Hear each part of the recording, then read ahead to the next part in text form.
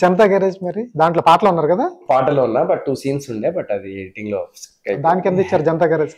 Janata garage కి నేను అప్పటిదాకా సంపాదించిన దాంట్లో ఎక్కువ సంపాదించాను. జనతా గ్యారేజ్ పర్ డే 22,000 అన్న. 22,000 ఏమో పర్ డే.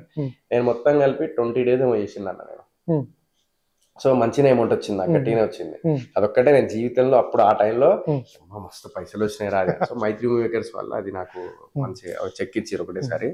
1 lakh అనేది చెక్ అనేది. So first check in my hand ఒకసారి తీసుకున్నప్పుడు నేను చూసి ఇట్లనే చూసి అమ్మ నాయన పైసలు అని చెప్పేసి ఇట్లా.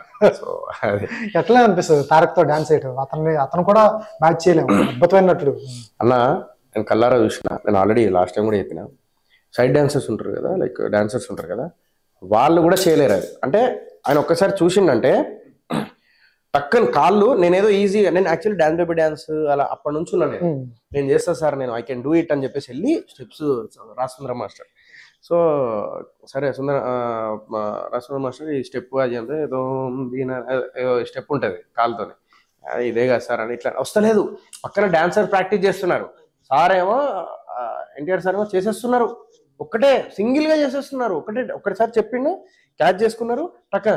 నేను పక్కకి వెళ్ళి అప్పుడు ఆ రోజు ఎవరు ఉండే చందు గారు అని ఆయన ఎగ్జిక్యూటివ్ ప్రొడ్యూసర్, ఆయన దగ్గరికి వెళ్ళి అమ్మతోడు ఏందన్నా ఒక్కసారి చూడంగా లటక్కని పట్టుకున్నారు ఆయన, ఇదేందన్నా అని చెప్పేసి. సో అంత హీస్ వెరీ పర్ఫెక్ట్ అనమాట. ఇట్లా ఇట్లా ఇట్లా ఇది చేస్తారు చాలా మంది. ఈ రోజు ఇప్పుడు నేను చాలా మంది ఏంటంటే లైక్ ప్రాక్టీస్ చేసి చేస్తారు. నేను బుడ్కట్ బాలరాజు ఒక హాఫ్ డే ప్రాక్టీస్ చేసి చేసినాడు, బట్ ఆయన ఏంటంటే స్పాంటేనియస్ గా. సార్ నాకు ఎవరో చెప్పారు ఎన్టీఆర్ గారి గురించి, ఒక 6 పేజీలు స్క్రిప్ట్ ఇచ్చినా కూడా సింగిల్ చదివేస్తాడట అంటారు కదా. ఇండస్ట్రీలో 2 ఉన్నారండి అట్లా. ఒకరు ఎన్టీఆర్ గారు, ఇంకొకరు వచ్చేసి రాజ్ తరుణ్ కూడా. Yes, I heard that Raj Tarun is a very good actor. అంటే ఆ విషయంలో